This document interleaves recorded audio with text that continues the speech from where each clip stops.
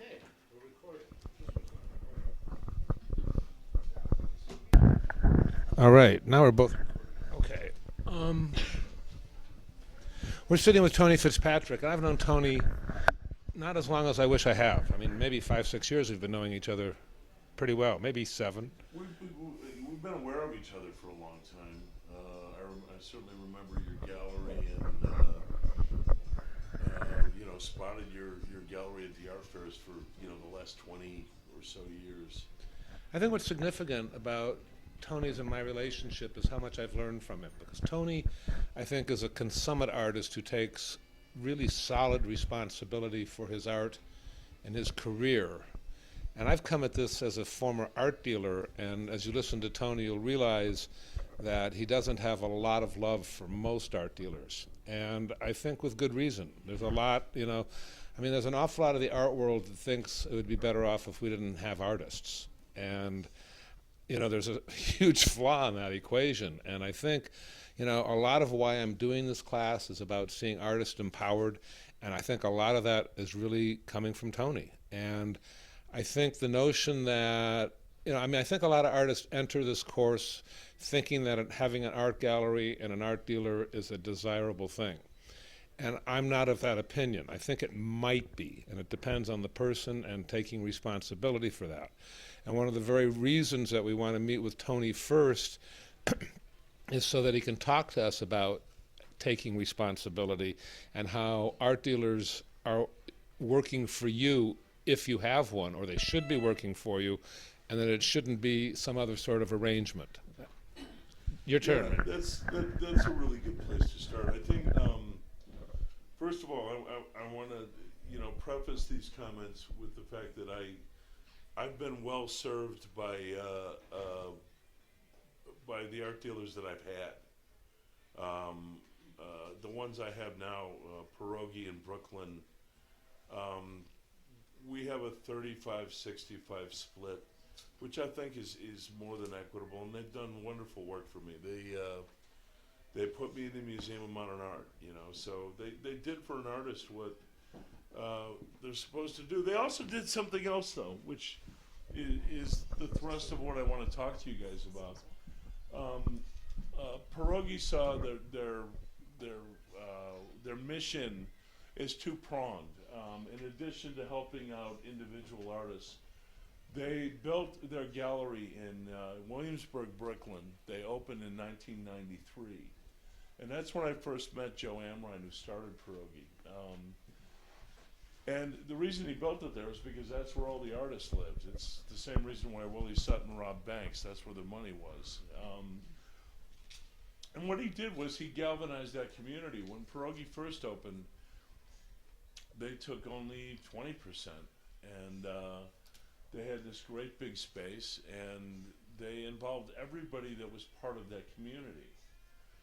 And then as it went on, he realized it was a much bigger community than he could possibly accommodate with regular show schedules. So he thought up this brilliant idea of getting several series of flat files.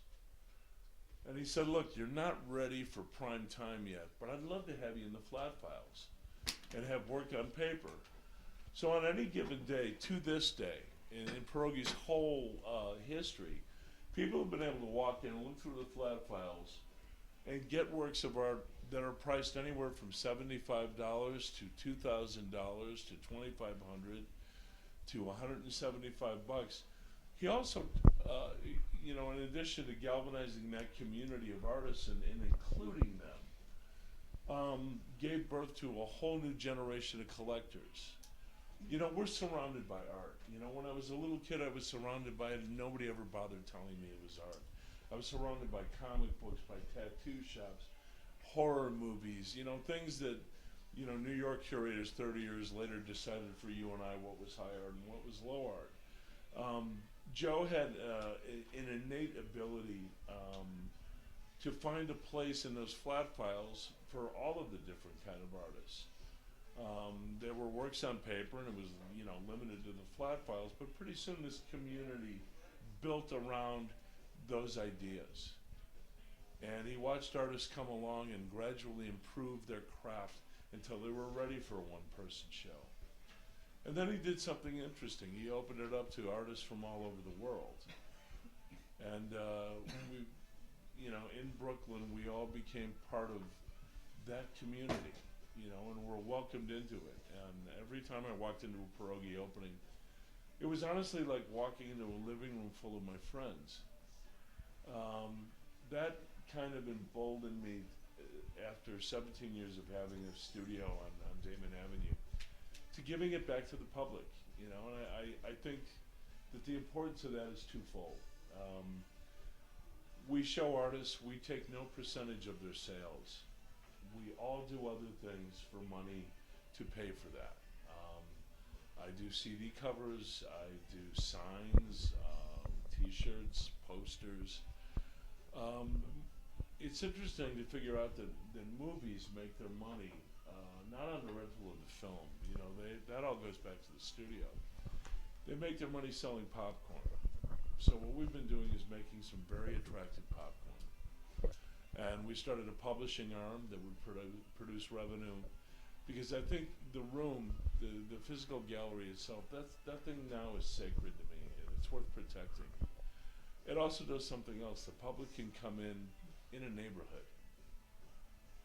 You know, it's not that the art is kept all downtown in some art mall or some museum or an institutional setting. It's part of their neighborhood, and I think that's so vitally important. I think we have to be able to look around our neighborhood and see that artists are part of it. You know, the public didn't walk away from us. It was quite the other way around. We decided to live up to all of the stupid myths and suffer away in our garrets for the greater good of Mother Art. Well, bullshit. Artists are part of a community just like cops, waitresses, guys with squeegees, meter maids, tree trimmers. We serve a purpose. And in that community, if we're not visible, the fault is ours, not theirs. I start every one of these things, and Paul and I have done a couple of this particular seminar and other things like this together, telling all of you the same thing, that the best assets that you have are each other. That when no one artist can do by themselves, 3 or 4 of you can get together and you can move mountains. You can foster a sense of community. You can build something bigger than yourself, and it will be good for your work. Are you all going to make a living as artists? No, you're not. In fact, maybe 2 out of you will. Maybe 2 out of you already are. Maybe you're luckier than that. Nobody promises you a living as an artist. It's like anything else. Eventually, the people who buy art, the people who show art, they decide what your fate's going to be. Embrace the fact that this is going to be hard. It's supposed to be hard. Be grateful every day as an artist that it is hard. If it was easy, any asshole could do it. This is supposed to be hard. This is the hard thing to do.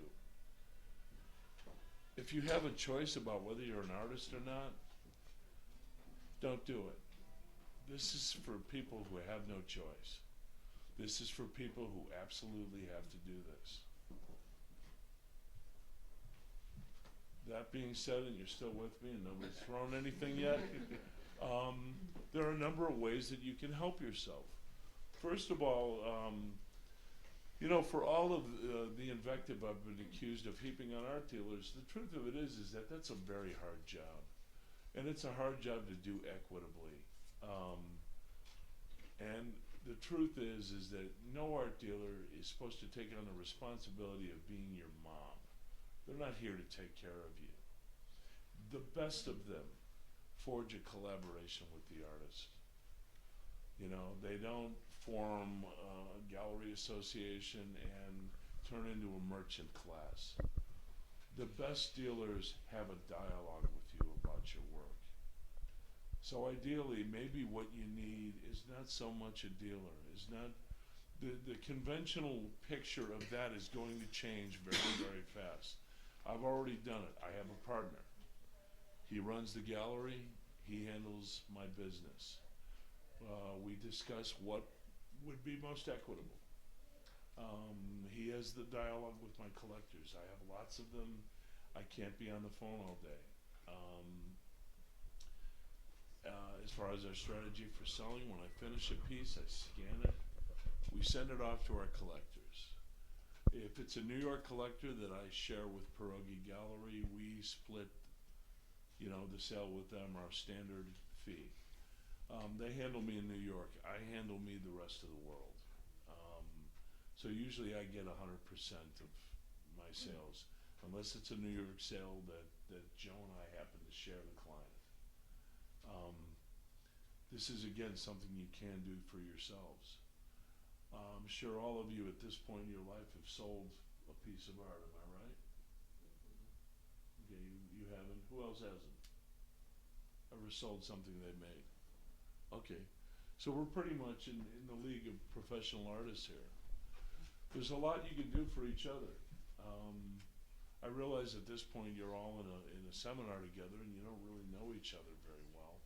But I'm betting 3 or 4 of you will have a certain kind of affinity, a certain kind of dialogue. You can help each other. You can trade email lists. You can share intel. You can share what you know. What kind of gallery is good for this kind of artist? What kind of gallery is good for that kind of artist? If you see something that may not benefit you, but it may benefit your pal over here, you give them a heads up. In short, what I want to teach you to do is how to act like a community. And a rising tide will lift all of you. I would love to, from one of these seminars, see a few artists get together and say, why don't we rent a storefront? Why don't we see how this goes? Why don't we do for ourselves? I'm not a fan of grants. The few times I've been nominated for them, I've made them withdraw my name. I don't believe government in the arts is a good mixture. Look, they do lots of good stuff. The NEA is fostered much noble artwork. For myself, I feel it's a carrot on a stick. And 20 years ago, they showed us the stick. The minute they rescinded Karen Finley and Fleckner and Holly's grants over content, I'm sorry.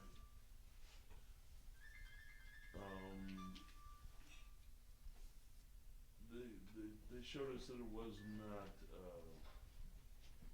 ecumenical.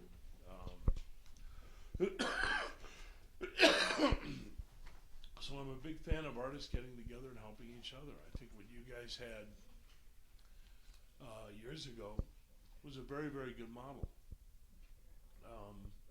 I think what we have with Firecat is a very good model. We don't take any percentage from the artist, so we've had to figure out other ways to make money. And that's an interesting thing. You begin to find out how resourceful you are.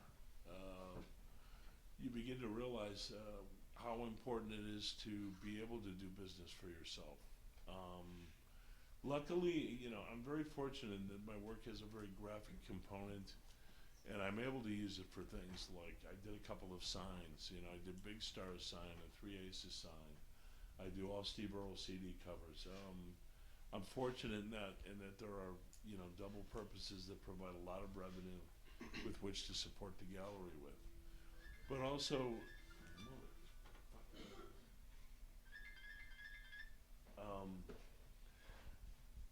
so you don't have to be pure with where your art goes or how it gets seen. It doesn't have to always show. I don't know what pure means. I remember in 1988 I got a commission to do an album cover for a band from New Orleans called the Neville Brothers. They were one of my favorite bands. I did it. I started hearing this sellout thing behind my back back then. Well, at least I had something to sell. Now that I'm in MoMA, I don't hear that so much. Nor do I care. Look, one thing is going to happen when one of you succeeds and some of your friends don't succeed at the same rate as you do. You're going to hear things that are unpleasant. You're going to hear catty remarks. It's water off a duck's ass. It's part of the territory. The best way to inoculate yourself from these kinds of things is to do something for other artists once you've had a little bit of success. Hold a hand out for the next person. Provide an opportunity for people who aren't quite there yet. doing something generous helps you immensely as an artist. It opens your heart, you know. I think what you can do to better sell your work is make sure it's there in front of people. You have to be visible, and that's up to you. You know, when artists, after a long endeavor, decided they have failed, they don't have anybody to blame but themselves. I'm sorry. That's just the way it is. This requires work, you know, and having a career, if you can't do that work yourself, then you partner up with somebody who can look out for your best interests. When you get too busy with your own work, then you can't do the business yourself. You delegate that responsibility to somebody else. I have 5 employees. 2 of them, their job is merely minding the internet. You know, talking to dealers, I make part of my living as an actor, talking to my agent for that stuff. That's their job. The other person's job is to drive me around because they took my driver's license. Drive through one fucking house, you know. Glenn Hendrick is a primary collage assistant. She sits next to me, and when I'm making my work and need things glued or cut or anything, she works alongside me. The secret is when you have a career, what you cannot do alone, you hire people, hire the right ones. You have to have the money to do it. That's not my fault. Or something else. Or you do it for them. One day you're their assistant, the next day they're your assistant. I'm sorry, money's a bad excuse. Money's easy to get. It really is. Used interns. My interns are all paid. I've never had anybody that worked for nothing. I don't believe it's fair. When you put this kind of responsibility on people working in your career, they are entitled to be compensated. I think art schools are really scummy this way. I think it's the worst thing in the world, you know, not paying kids for their time. You know, Michael Pahone started out as my intern at $7.50 an hour, and you know, a year later he was running the place. I only believe in interns if they are paid positions. Well, the quality of their help probably makes a difference. Yes, sir. You know. You're not getting paid, and you're really. Yeah, when I'm not getting paid for something, you know, I'm less interested than when I am getting paid. You know, I would do this if I got paid or not. I mean, I always did. You know, the fact that I got a career is really a happy accident. And I have a feeling when you guys start getting paid for your careers, it's going to be the goofiest thing you've ever heard. You're going to be at the laundromat. You're going to let somebody have that machine. They're going to be nice to you. You're going to have a conversation. You're going to find out they're Holly Solomon. That happened. That happened to a painter. Holly Solomon came over, looked at his work, and said, Jesus, I love this stuff, you know. It happened over a laundromat. It happened over a small kindness. Big narratives are what define cities. Small kindnesses are what hold them together. What I'm saying is you need each other. And I hope you don't walk out of here and forget that, you know. What you can't do by yourself, you know. I have a list of excuses artists have for not pushing their careers forward. One of them is I don't have the money for that. Get it, you know, or trade. You know, if you don't have the money for it, you get 3 or 4 people together, you get a space, and you curate your own shows. How do you think other galleries come to evolve? Now, there's always the model, you know, the rich want to, you know, involve themselves culturally. Okay, that's a little bit of them. Mostly it's a few people that have a gallery. One of them gets pissed off at the other 2, says you're fucked, and goes and opens their own shop. That's how most galleries actually happen. That's how Chelsea happened. you know. The reason Chelsea succeeded is Tom Blackman used to run the Chicago Art Fair and wouldn't let some of the Chelsea dealers in. One of them, Paul Morris, is now very instrumental in the thing they have here at the Merchandise Mart. Well, four of those dealers, Colin DeLand, Pat Hearn, Paul Morris, and Matthew Marks, decided to open the Armory Show. And then that became the best fair in the world. So there's always conflict, there's always friction. There are always bone-deep grudges. If you can channel those things into positive things, you can move mountains. Now look, I'm going to go around the room and I'm going to find out a little bit about what each of you do. And then I'm going to tell you how you can improve your career or get a career.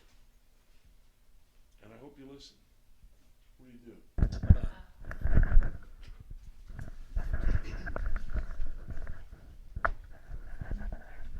My name's Cameron. I'm a painter, and What do you paint? I'm an oil painter. Yeah, I'm an oil painter. I paint kind of abstract images with a basis in like human biology, and I'm currently, I don't know how much you want to know about what I do. Like, have you ever had a one-person show? One-person show, not technically, like in school, I guess. And well, after I went to undergrad, I went to Wellesley College. I did a printmaking assistantship in Venice, and after that year was over, I had like a one-person show of that work in Venice, and that's the only one I've ever had that was a one-person show, and it's over 10 years, about 10 years ago. Okay, in 2 years, where would you like to see yourself? I would like to see myself in kind of a larger community. I think one thing I have trouble with is sort of, I think so much about making the work that I spend most of my time in the studio, and I don't feel like my community is big enough. You've sold paintings, correct? Yes. Okay. Your next mission should be to find somebody, since you're a studio rat and always making work, find somebody who can help show your paintings around to galleries or collectors or whoever. Mm-hmm. I think I want to like be better about getting like foot traffic in my studio. Like, Where's your studio? Kedzie and Carroll. Is it a storefront? No. Get one. Okay, that's the best idea. Get one, hang a shingle. I had a public studio for 17 years, and you know what? All kinds of people wandered in. People who weren't even interested in art. People who I learned so much from. I learned, a whole thumbnail history about, where I lived in the world. From just people wandering in and out and who were curious about art. I made an immense amount of friendships. I mean, finally became friends with Paul because he just wandered in my studio one day. Public spaces are very good for artists. They also teach you how to make the public realize something that's very important, that what you do is about them too. You get that dialogue. And there are no interlocutors, there are no art dealers, there are no curators, there are no institutional fuckheads standing in your way. It's you and the public having a conversation about what it is that you do and why it's important. What's your name? Joanne. And what do you do? I make paintings and drawings based on text and image-based paintings and drawings. Like you. Not quite as, mine are a little bit less readable, a little bit less, they're more atmospheric. I'm amazed you think mine are readable. I'll take it. Where are you from? I was actually born and raised in Chicago. Okay. Yeah, So you're part of our community here. yes. Where have you shown before? Last year I had a solo show at South Shore Arts, and then I found empty space and arranged a solo show with, well, actually 4 solo shows. We each had a room in River North Good building. idea. Did you make some money? I made future contacts. Okay, good. So, That's as good as money. There are two kinds of economies in the art world. The money one is important, you know, we all gotta eat. But the vitally more important one is the Goodwill Bank. You always wanted to be depositing in the Goodwill Bank. You want to do as much in settings like that as you can. Oh no, I was just mentioning that there was another microphone for you. Yeah, She didn't have to give it back. yeah, that's okay. Yeah. I'm not gonna hold the microphone. I know. The Goodwill Bank is how artists get stuff done, how they work together. You know, Firecat, I opened it because I thought there were a bunch of artists that I really thought deserved more attention. I made a list of them over about 2 years. And when Stan and I finally decided to turn it in the space back over to the public, I contacted every one of those artists, and I offered them what I thought was the one really good thing a gallery can offer an artist, a one-person show. With very few exceptions, that's what we're gonna do. That's the one line on the resume that does kind of help artists, you know, in the very beginning, get, you know, emerge or whatever, you know, surface, or make themselves visible. A one-person show is a good start. And I thought, and if I didn't take their money, they could keep their work reasonable to a point where it'd be attractive for people to buy. So they could make some money, and they will have had a one-person show, and we print a poster for them. My delinquents go out and we paste the shit out of the neighborhood. And, you know, believe me, every time Firecat has a show, nobody doesn't know that we have an opening that night. We use all of the social utility. We use Facebook. We use MySpace. We use Babblegum, Video, Vimeo, YouTube when we need to. These are things you can do to help yourself. I'm glad you and 3 other people got together and held a show in River North. That's a positive thing. That's a good thing. What you can do to make it better is do that again. You know, work really, really hard. Get a group of your contemporaries together. Do it again, and I'll tell you what. Each of you pitch in $50 and hire a publicist. Hire somebody who is really acutely aware of the currency of Facebook, the blogs, Art Letter. Our last opening, Paul reviewed Jenny Scoville's show. She's a marvelous artist. I've admired her for years. I collect her work. And we finally gave her her first one-woman show in Chicago. And that night it was about 5 below zero. And you know what? We had a packed house. It was marvelous. People will come out. And that was just from a review and Art Letter. You know, and working Facebook and working, the hard currency of our age is not money anymore. It's information. Who has it first, best, and who puts it across with the most charm, the most levity, and the most intrigue. You know, you give the public something cool to go to. And always, never charge for the beer. Always have a little something to eat. If you're gonna pour alcohol down people's throats, always make sure there's something to eat, so that they don't get into a car and kill somebody on the way home. But you never charge for the beer, you get good beer. There's a kid who's got a website that does nothing but rate the snacks at openings. Doesn't even look at the fucking work. He just rates the snacks, but you know what? We won Snacks of the Year. It's only January, you know. But what you want also is, when the public shows up, you want to make sure that they're treated absolutely like gold, because you need them. Whether they ever buy anything or not is irrelevant. What they're gonna do is go out and say, you know, I went to an art opening last night. It was great. There was a little bit of food. There was good beer. I saw some cool art, and it didn't cost them anything. That's part of our contract that we have with people. It may cost people to become the custodian for a piece of art for a lifetime, but it shouldn't cost them anything to go and look at it. speak to them. That's vital, and you know what? That's our job.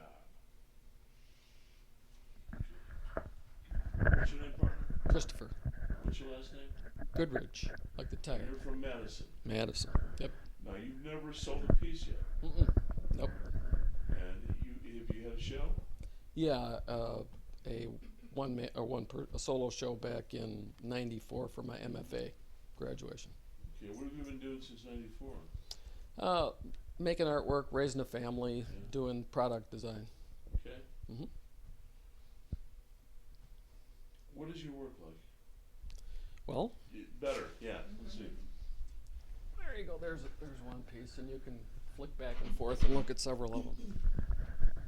You got like kind of a little San Francisco thing going on there a little bit. It's the painting. There's a painting up above. I paint gesturally, Yeah. spontaneously with balls, Uh-huh. and so those Cool. are photo sequences and video, which is the process. So it's bringing together the process and the object, and it's really getting at what the nature of reality is in terms of how we relate to objects and process Okay. and that sort of thing. What you can do to help yourself Mm-hmm. is, again, like Joanne here, get a group of your contemporaries together from Madison Mm-hmm. or from whatever community you choose, and rent out a space and have a show. That's very sellable work. You should also go talk to a dealer in Los Angeles named Jonathan Novak. Okay. This is right in his bailiwick. He loves highly abstract colored pieces. What you do is you send, Tell him Tony sent you. send one JPEG and just say, Tony Fitzpatrick said you might like this. Okay. And that's all you write. There's another thing is when you approach dealers, don't come with your life's work. Don't drop 100 slides on them. That's a way of asking people to fucking hate you. 5 or 6 real good transparencies or JPEGs. And what you do is you don't go in cold. If you have an instinct that some dealer might like your work, on the off chance, send them a JPEG or a postcard. And if they contact you, then you go and see them and you show them 5 or 6 things. Honestly, when I go and look at art, I can really only look at 10 or 15 pieces really, really seriously before I'm kind of, fatoots and not ready to take in a lot more information. I went to the John Marin show, the Art Institute, which is a phenomenal show, and found myself after 4 or 5 really, really good looks, kind of drunk on the images, kind of visually drunk on the images, and not able to. So happy, but it did become a little delirious. What's your name again, man? Shelley. Shelley Gilchrist. Where are you from? Evanston. Okay. You've shown your work before? Yeah. I have a I'm getting a I have a sense show of coming up this year, and I Okay. started a group for artists who use encaustic. So this group community thing is kind of speaks to me. All right. But what I found is that a few people do a lot of the work, and a lot of people don't do much. Well, then you throw their ass out and you get somebody else. Makes for bad blood. No, everybody that works with me in my career works for me. So if somebody's not doing their job, they go away and they go away quickly. Well, I'm not I paying have a very people. low turnover. Okay. Okay, but if you're doing it as a community collaborative thing, I mean, if it's somebody's not pulling their weight, you it's gotta goodwill. call them out. yeah. We're all adults, okay? But I can attest to the fact that it pay. I mean, we gave 3 shows in a year, and none of those people probably. I'd say 3/4 of the group would not have shown that year, but we gave shows and we Mhm. put up their work. Mm-hmm. I'm all for it. Where Okay, you well- rent a space, or do you have a space? We write proposals, and you find I do the proposal stuff. It's time consuming. If you have 28 artists, you've got slides. You're always It's also a pain in the ass. Here's a better idea. Get the 28 artists, everybody throw in $150, rent a space. rent it. Yeah. Don't go looking for somebody else to pay for your deal. I'm gonna tell you something about being an artist, okay? It's gonna cost you something. It's going to cost you money. It's going to cost you blood, sweat, and tears. You know, grants, I hate them. You know, I think for you to realize that your career is going to entail some business, it's very important that you start out with the idea that it's going to cost you something. You know, and again, what you can't do individually, you can do collectively. You know, you certainly all have a group of friends that are artists, and I pity you. But, you know, Victoria, I know you have a bunch of friends who are sculptors, and, you know, there are things you guys can all, and you're in lots of shows. Every time I look at, and see your things on Facebook, you're in one show or another, those star things.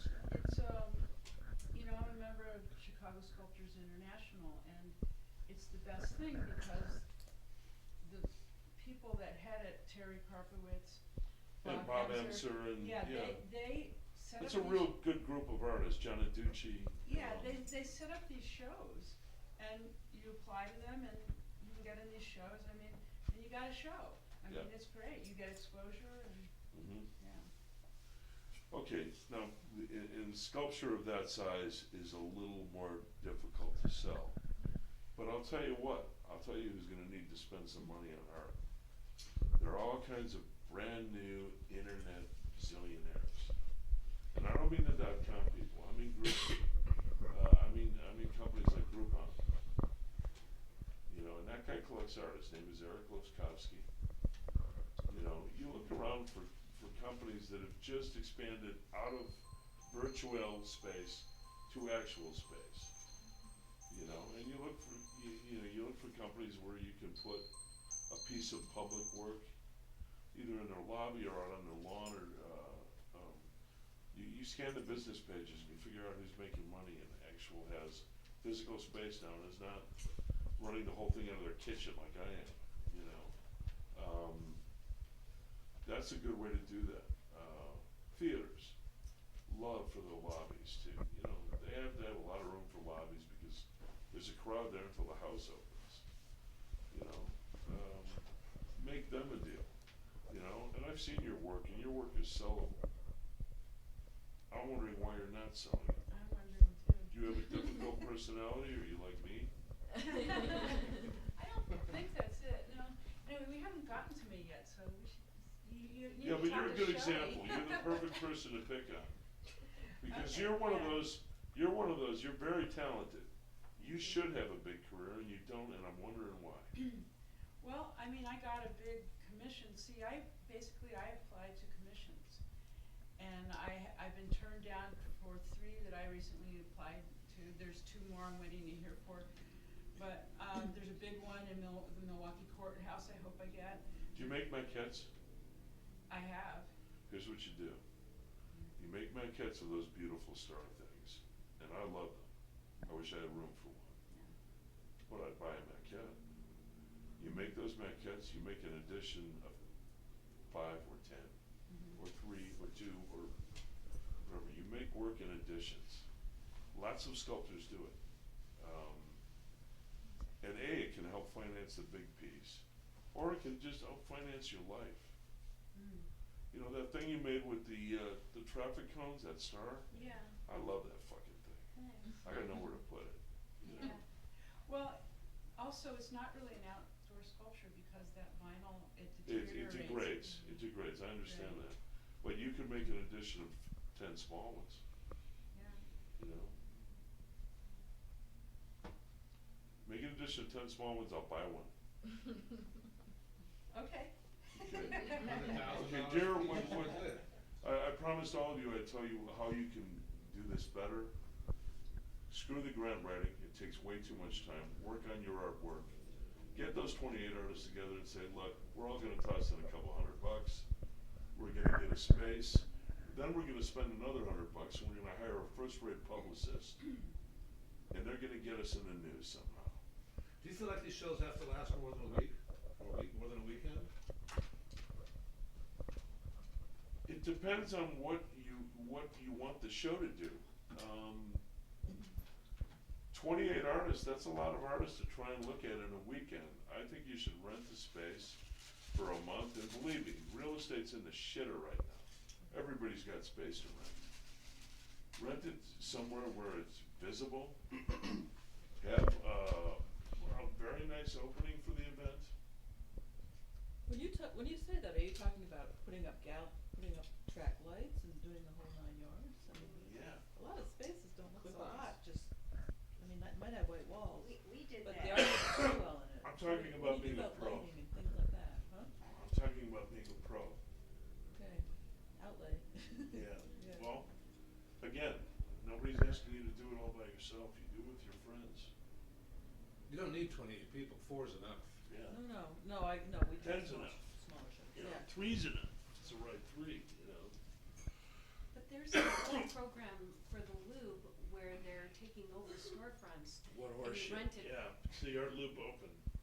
Well, no, it's Pop-up not that, it's not galleries. Art Loop, but it's empty The pop-up storefronts. galleries. The pop-up galleries, Several. right. Yeah, that's Divine to sell real estate, not art. Right. That's taking advantage of artists, so that space looks good, so people. Well, there's a way rent to it. negotiate I think that, it too. preys on the desperation of artists to show their work. Absolutely I it have does. the wrong. And it makes I them don't look have like these assholes are doing us a favor. Appreciation. They're not. Yeah. They've approached me. I've told them, if you want me to do this, I get paid to do what I do. You want me to put a storefront full of art? Pay me. They hired Tony Tassett and they paid him for his big giant eyeball. Yeah, I remember. They paid him for that. Yeah. But they didn't buy it.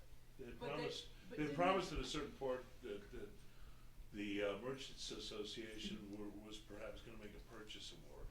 Did they not fund it though? I thought they came up with the money for it. I'm sure they paid for the making of it. Okay. Yeah. But without a purchase, it's kind of a dry hump, you know. So, okay. What's your name? Gina Brazzini. Gina. Brazzini? Yes, Where are you from? I flew from New York today. I live there. For this? Yeah. Oh, Jesus, eat something. What kind of work do you make?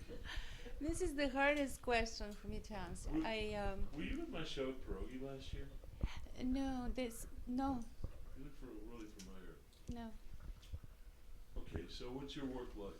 So I work on different projects. So I do series of artworks in different media and different things. So right now I'm working on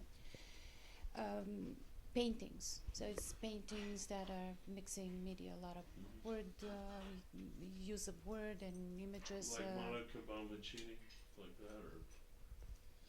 I don't even know who she is. She's an artist who does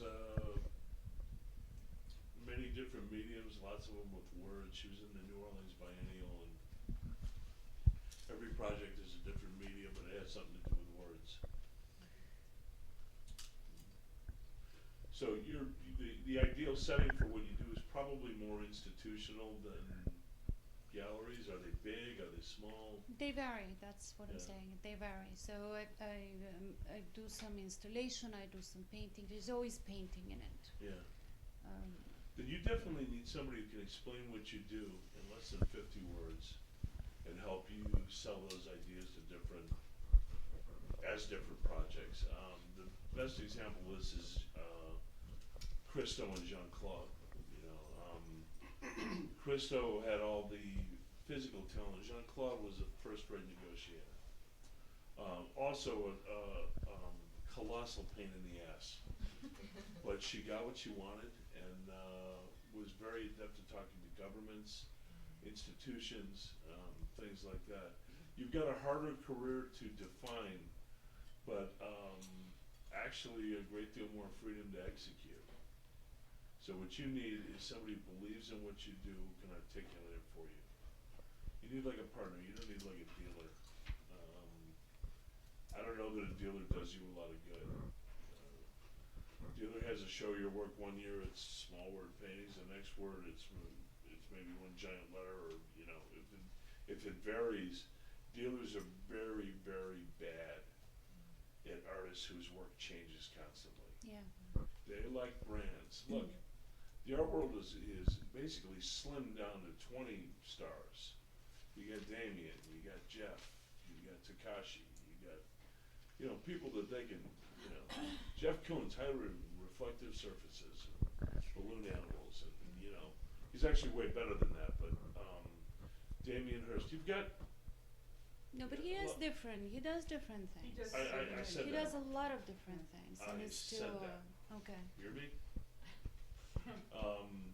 But they are known for a certain kind of sensation. Right. They are known for a certain kind of impact. A certain kind of visual thing comes to mind immediately when you hear those names. That's what the art world is breaking down to.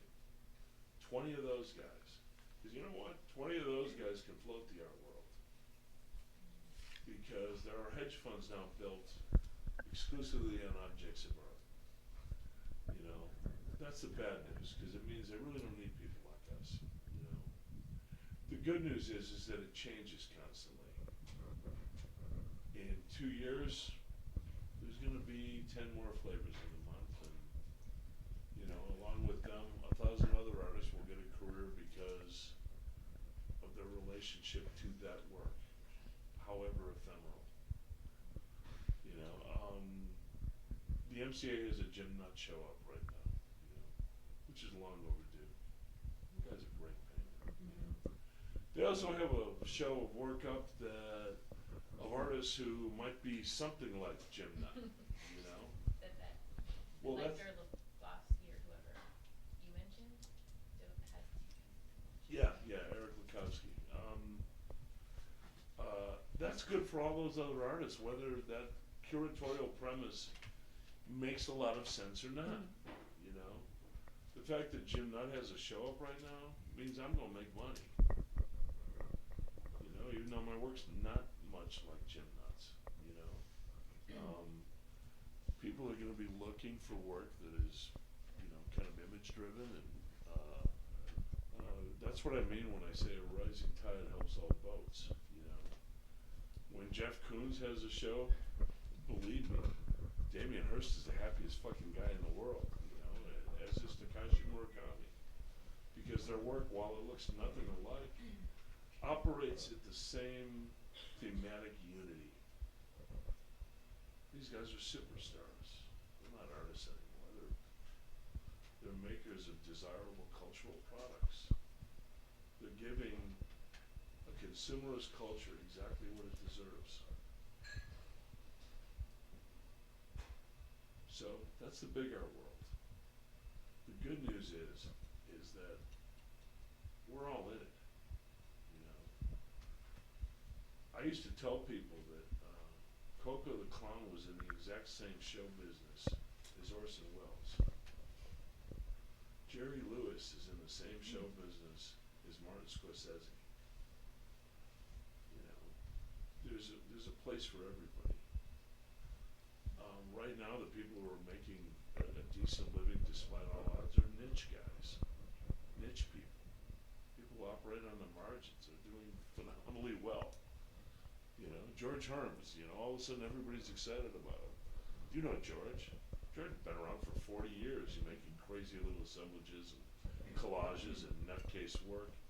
And they finally realized, God, that guy's a genius, and it's because Takashi Murakami ran to his limo when he got to LA airport and said, take me to go see George Herms. It's ridiculous.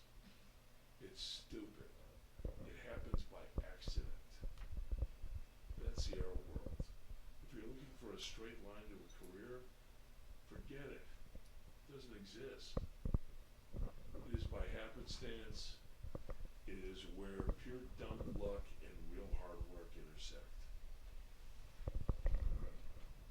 Good luck to you. Thank you. I like it. I need the love. I have the Some rest. tells me you'll do fine. If you were nutty enough to fly all the way to Chicago for this, you are exactly the kind of person who wins the lottery. What's your name again? Lorna Filippini. Okay. I do landscapes, oil, based on environmental issues that trouble me. and I don't pick them, they end up picking me. I photograph when I travel a lot. I come back, I look at the film, and there's something on there that repeats. Where have you shown before? I do jury shows. I've had, You ever had a one-person show in a gallery? no, I have a 2-person show coming up at a small college on the south side in a month.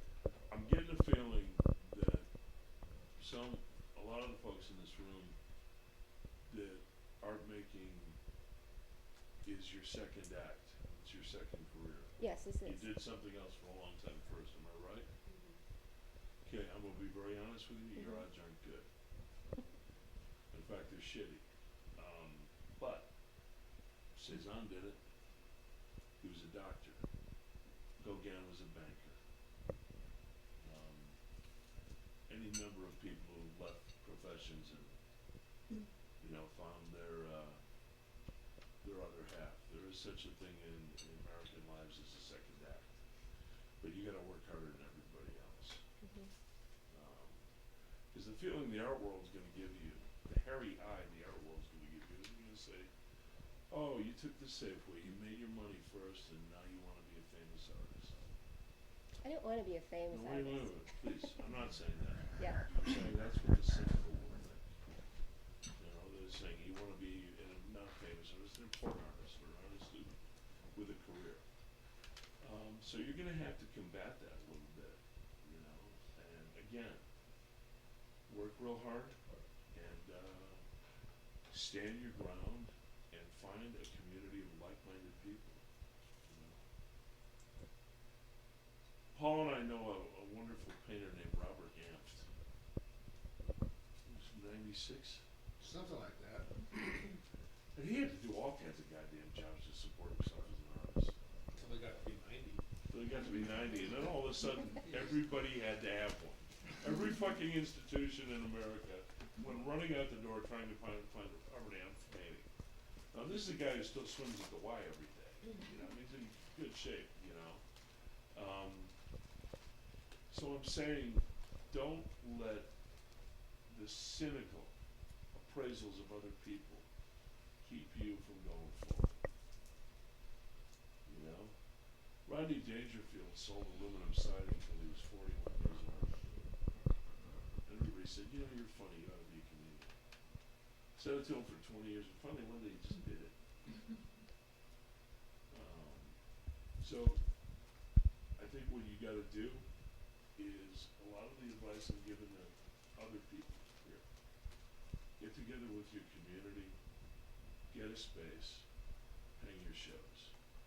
Have a place where people can come and see what it is that you do. I guess what I'm saying is put up or shut.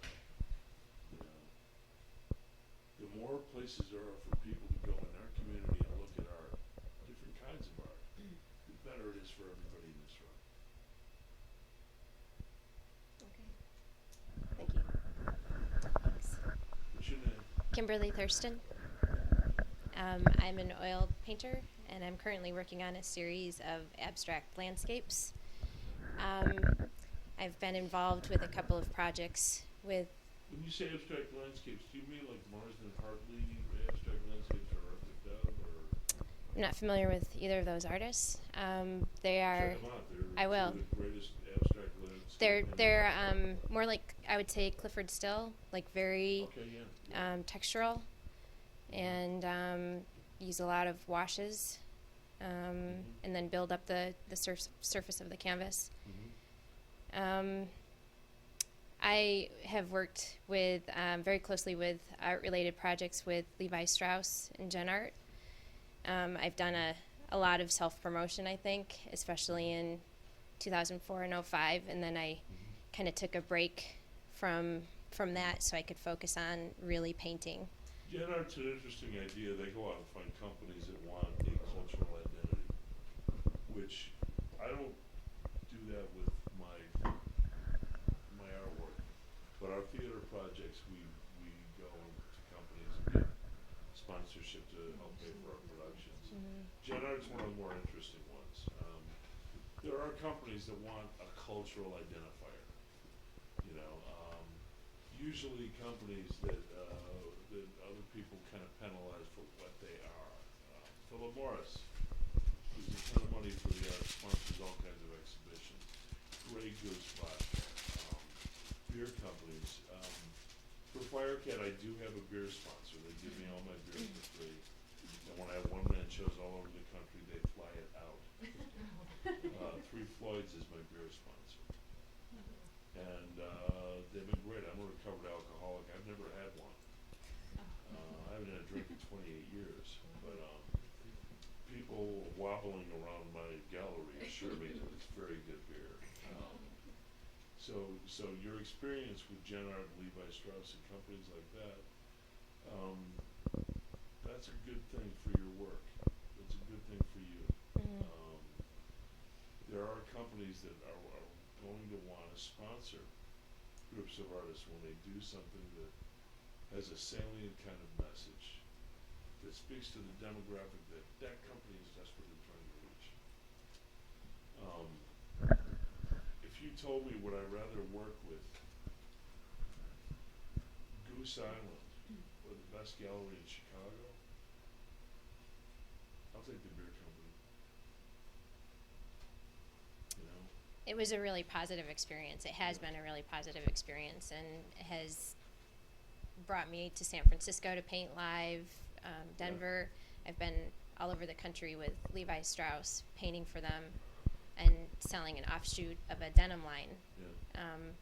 So it's been really positive, but I'm also experiencing kind of the negative side of this industry, where my work is picked up by consultants and then later sold at interior decorators in their What's negative showrooms. about that? Nothing right there until I find out that it's sold for 5 times as much as I sold it to the consultants, That's which your- is my fault, totally my fault. And so I'm trying to have a better understanding of the value of my art and Okay, still Derek, make it. You need what I got. I have Stan. Stan is the most genial, kindly, sweet guy you've ever met. But inside lives an evil little man. And nobody's gonna get over I do on need a us. stand. You need somebody to negotiate your prices for you. But if you get a shit price for your work, it's your fault. I You go. totally agree. I look Yeah. back on that day and I just kick myself.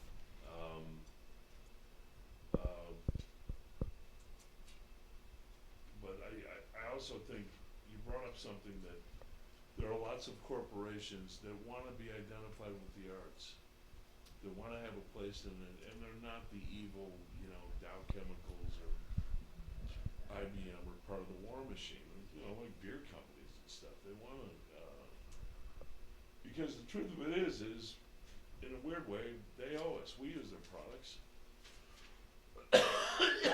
We buy Levi's. We drink Goose Island beer. We drink Grey Goose vodka. We are their demographic. That they want to participate in the arts and help bankroll shows and stuff like that. That's a good thing. Connie Noyes.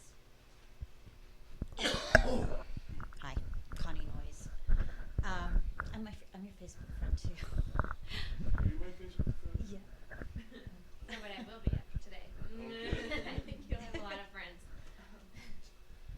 That's kind of how we communicate with each other now. It's been great for artists. We can put our stuff up on Facebook. We can talk to each other. One of the reasons dealers ran the art world for so long is they controlled the dialogue. We were the fucking help. Well, the Hope has its own social utility now. Organized a revolution in Egypt. Anyway, so what's the question? What do you do? What do I do? I'm a painter primarily, I guess, but I don't really just paint.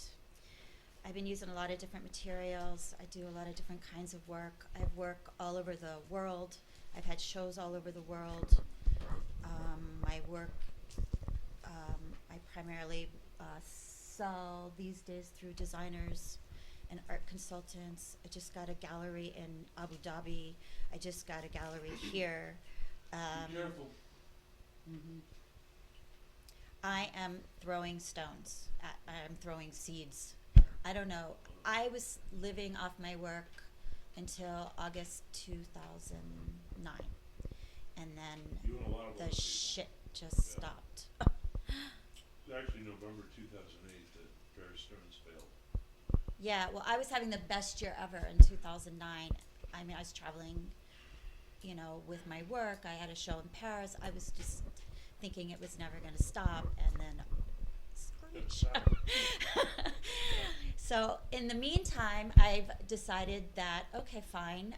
I've been throwing my name out there as far as I can, and when this thing is over, I just figure everybody's going to know who I am.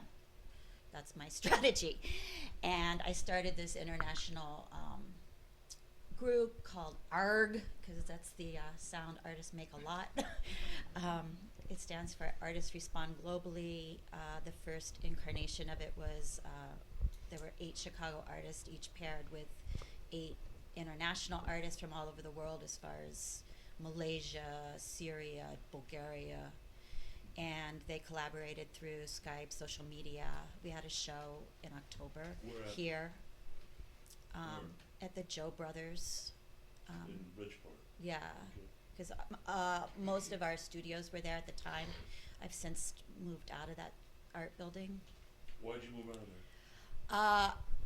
I couldn't get anything done. I was too distracted. There's too much noise, like visual noise. And those third Fridays were driving me a little batty.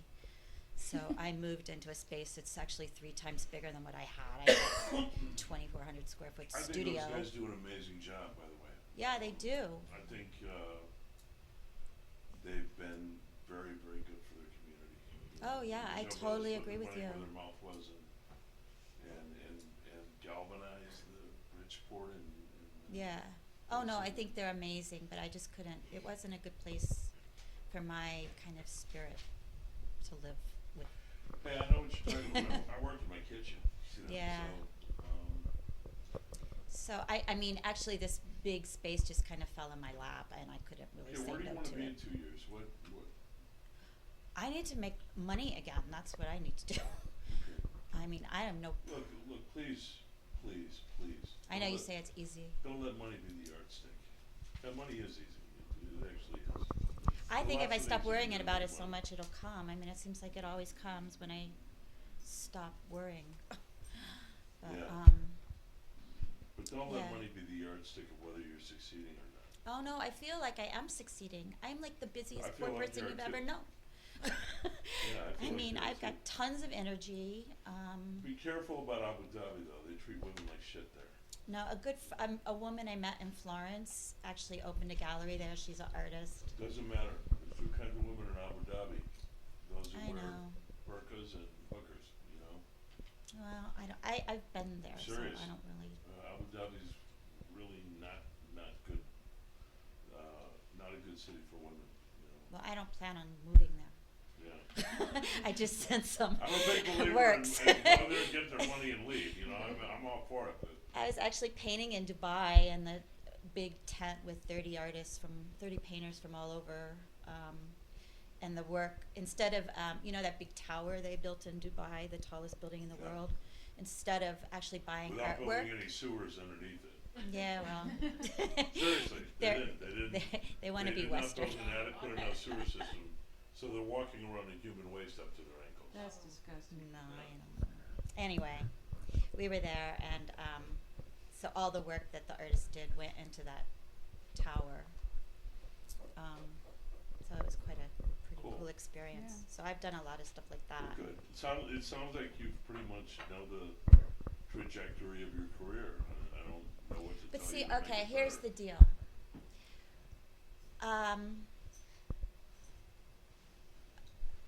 My work kind of crosses this line between, I mean, it can be very design oriented. I mean, it can match somebody's sofa. I will do something to match somebody's sofa if that's what they want. But it's like my real work, I don't think, I call it my real work, even though the other stuff was my real work at one point, but I don't know, it's like everybody seems to want like a specific thing, a specific style that I do. And so I end up doing that, copying myself over and over again, because that's what people want. So, That's a bad idea. well, you know, it beats working at a 7-Eleven. Who knows? No, I don't. Yeah. I mean, I feel like I learned something by doing that, but it also, so what I'd like to do is figure out a way to sell the work that I do that's where my heart and soul is in the moment, you know? I think you gotta figure out a way to make art. I make art because that is who I am. I can't do anything else. It is my life. There is no separation between my art and my life. Yeah, but it kind of flies in the face of the problem you're having. You know what I mean? Tell me. You're saying that if somebody tells you to do something to match their couch, you'll do it. But it's based on my own work. It's not like they're telling. Yeah. Look, this could become circular. I'm just Yeah, saying. I know. I think you gotta look and find better I reasons. understand. That was probably a bad way to say it, but yeah. Yeah. Yeah, I know. Yeah. I mean, I guess what I was trying to say is at points I feel like I'm like an art hooker, an art whore. But We all whore for somebody. that's right. Yeah, Victoria, time to pick on you again. Okay, I'm Victoria Fuller, and I do a variety of things, really big commission sculptures. There's one in Seattle that's 35 feet tall, made out of bronze. And then I also do painting. I do natural science illustration. And I have to be honest and say that for the last, I don't know, year and a half to 2 years, I kind of lost inspiration and haven't been too excited to make art.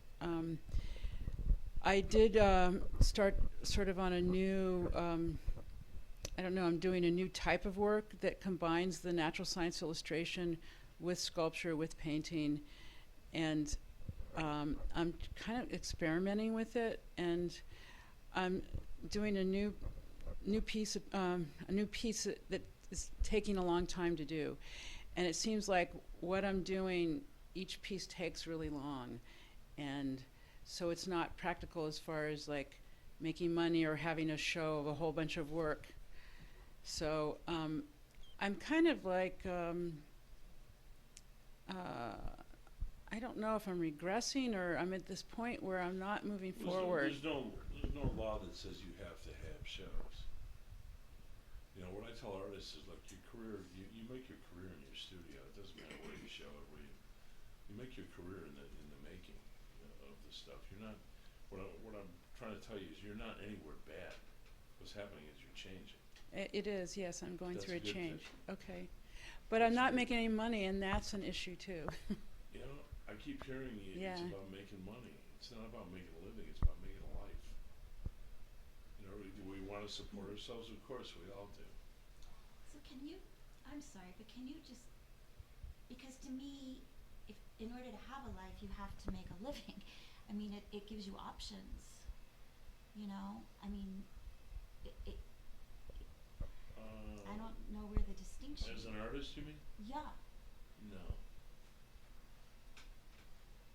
No, you don't have to make money to make a life as an artist. You know, is it more pleasant if you make money? I imagine it is. No, that's not it at all.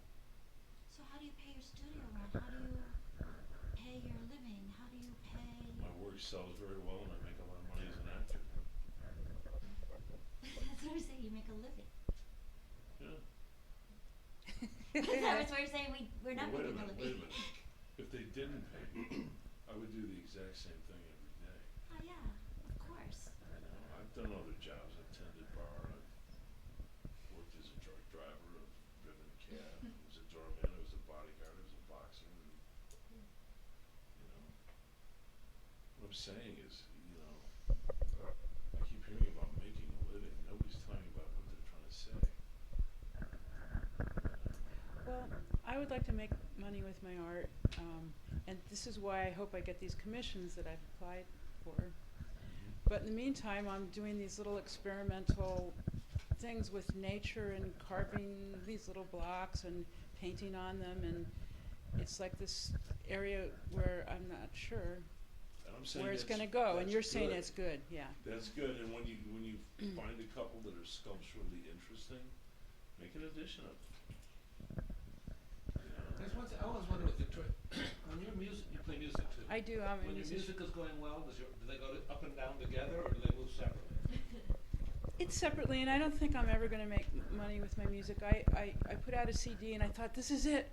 I'm going to become a famous musician, and then nothing ever happened. And That's because there's no Yeah. recording industry anymore. I know. I mean, it's really. If you don't get yeah. played on the radio, you don't get played. Well, and that's it's just I don't know how to make it in the music business.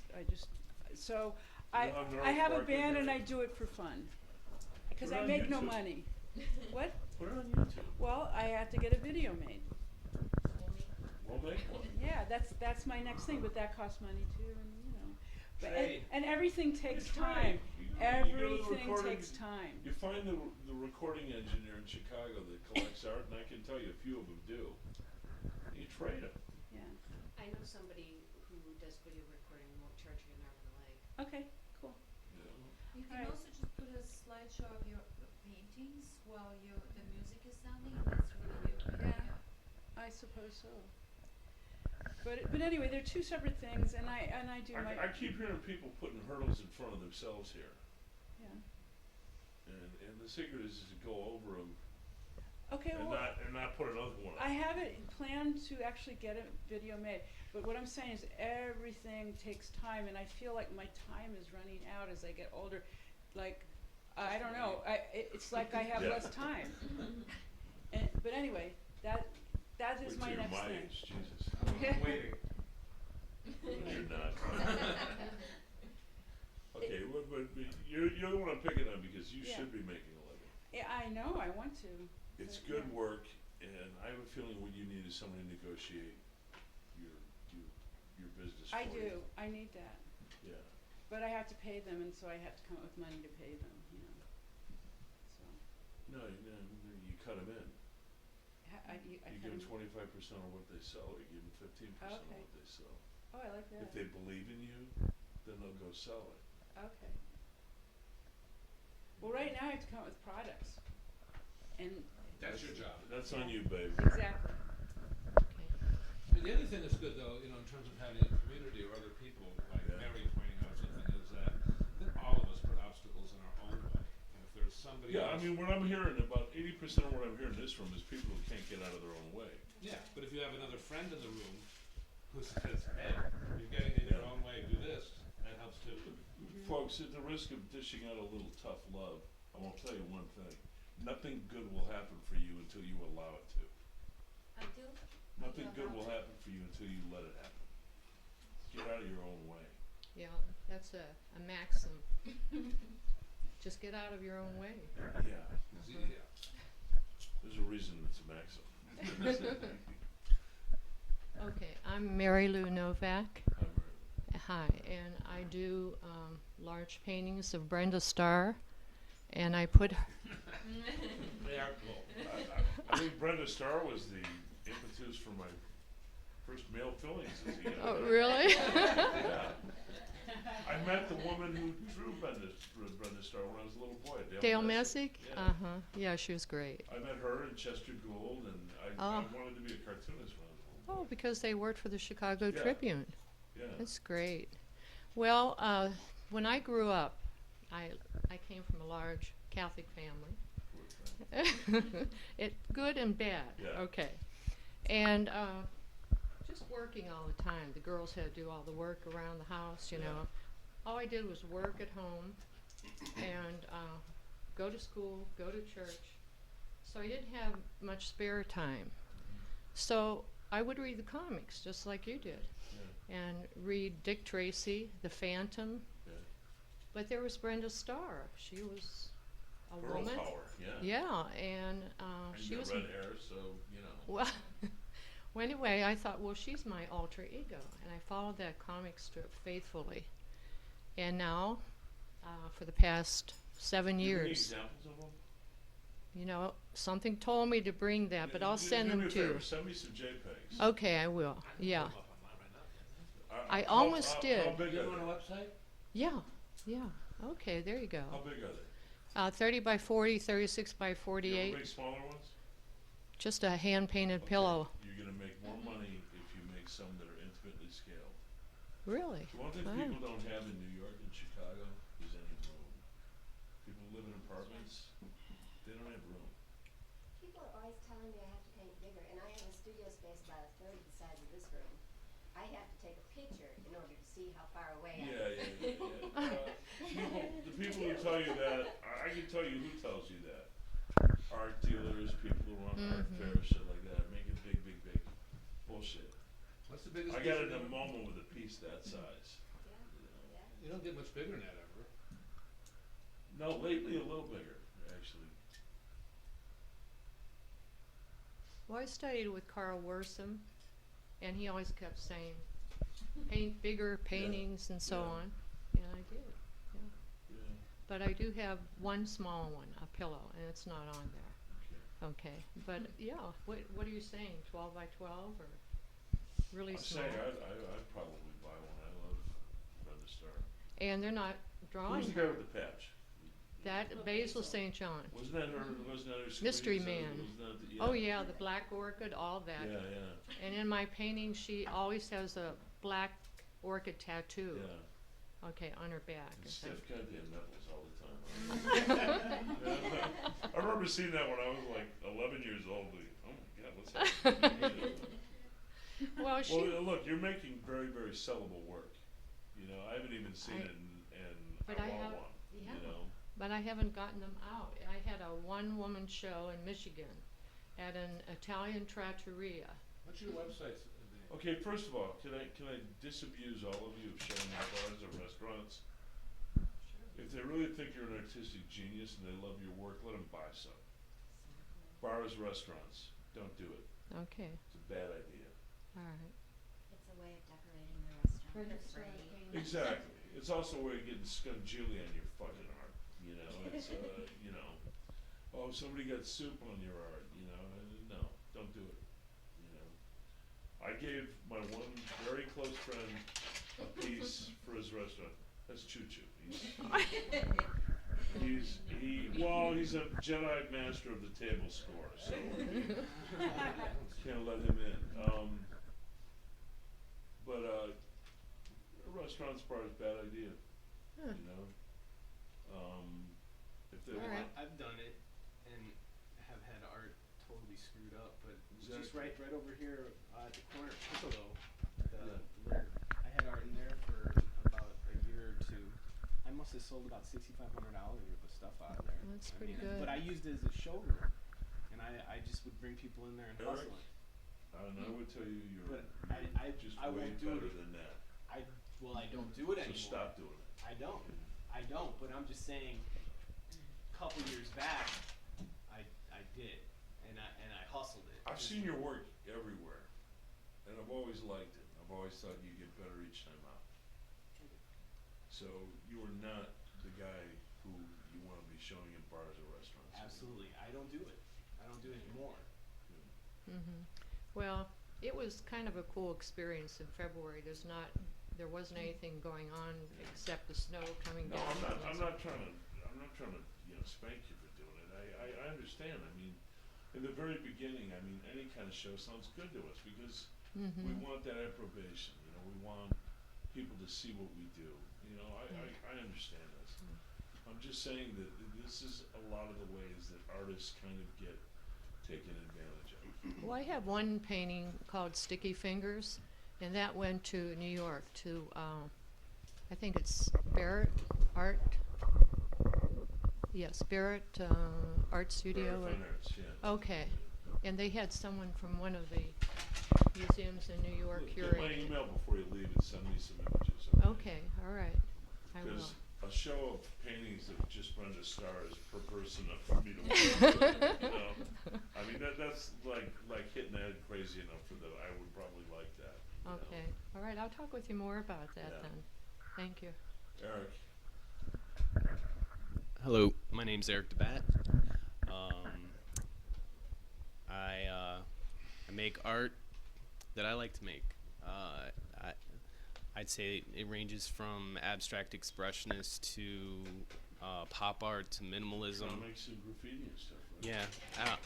Right? Yeah, I'm a product of the Chicago inner cities and also the Chicago public magnet school system, which kind of taught us to be independent thinkers and deal with multiculturalism. And Where did you go to high school? I went to Lane Tech. Yeah. And did you have Diz Rhoda? yeah, Dismas. He was a major influence with collage. He's a wonderful collagist, and he's the first. He brought us in our high school art class. He sat us down with interview magazines and upper and lowercase typography magazines, and we just cut them up and created pieces, and that was, I guess, a moment where I started to learn how to cut stencils in that class. He brought out this book called Paris Graffiti, which Diz Rhoda is kind of a legendary Chicago high school art teacher because he's put out a lot of really good artists. Yeah. A lot of the artists of my generation were taught by him. Guys who went to Lane, people who went to Lane who made livings as artists. I mean, it's kind of cast far and wide net of influence. But every time I hear Lane, it's like, yeah, it is. Yeah. He's also a great free thinker.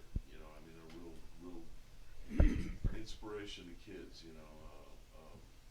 It's really hard to be a high school art teacher. I'm impressed that somebody's making a difference. I'd like to someday do a show of all the students of Diz Rhoda. That would be awesome. Is he still there? But you're another guy. No, he lives in Boulder now. Yeah. You're another guy who I'm going to pick on a little bit because you should be making a living. You're a real good artist. I've been looking at your work for years. That's why I'm wondering, like Victoria, if you should not have, and instead of a dealer, instead of a conventional dealer, let's say management, let's say a partner, a collaborator, a business partner to, bring your work around, and I'm not thinking just galleries anymore. I'm thinking you're the kind of guy who could be a wonderful muralist. You should be doing public works. You should be, showing in galleries as well. But I have a feeling you're another guy who spends all your time in the studio and not much time politicking for your work. Well, I try to participate. I do. I'm a bit of a recluse in the studio and a studio rat, but yeah. No table score for you, pal. I try to get out there and talk with everybody and be a part of it and participate. Yeah. What happened to that gaggle of guys you used to all do shows together with? Everybody's doing their thing. Everybody kind of. It was really hard to. It was like herding cats. Everybody, when you have a group, everybody wants to have their. Yeah, there was always opposition, but it usually went in pair. Like there would be like 5 guys would do this one and 4 guys would do this one, but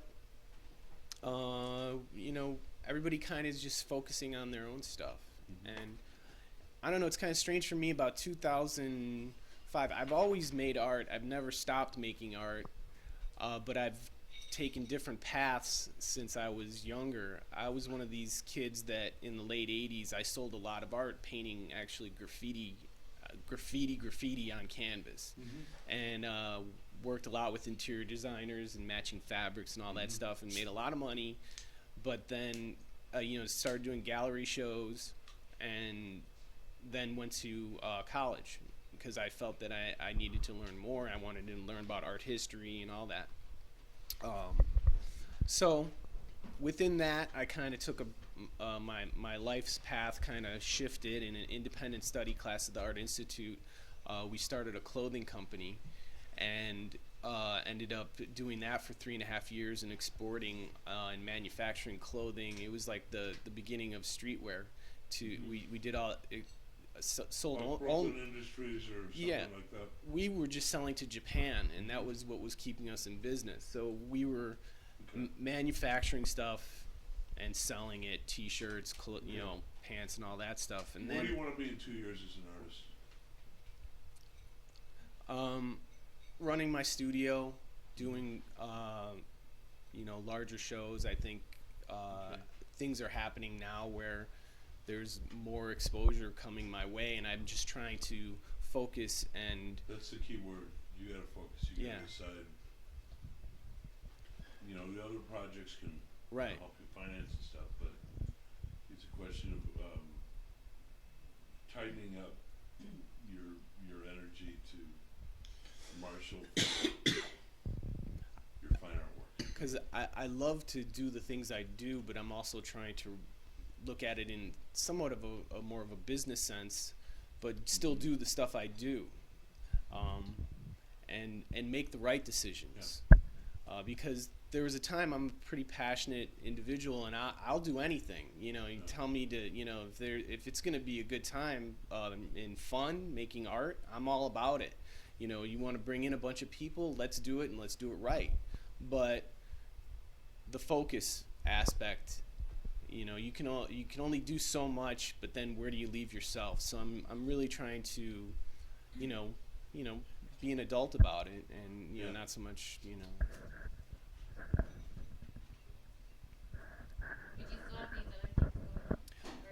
No, the clothing company that ran its course, and I ended up working as a graphic designer and ad agencies for another 4 years after that. Then I had a band because I was completely toasted on doing art, and then you suffer from the Tony Fitzpatrick disease. You like doing a lot of things. Yeah, it's like what is it with it? But it's good. Jack of all trades, kind of. Yeah, but the thing is that each thing will inform the other. I've always told people it was all part of the same body of work. It is. And you know what? Your problem is a little easier for me to address. It's not really a problem. Come and see me, all right? Okay. I've always liked the work. I've always wondered what happened to you. Come and see me, and let's have a more in-depth discussion. Absolutely. All right. Good. Hi, I'm Hi. Mary Farmeland. Hey, Mary, how are you? I'm good. I am a photographer. I've been a photographer for my whole life, but didn't realize that was what I was until maybe about 20 years ago. So, but I teach part-time at Columbia College, and I do my own work. I have a couple bodies of work, but the one that is the most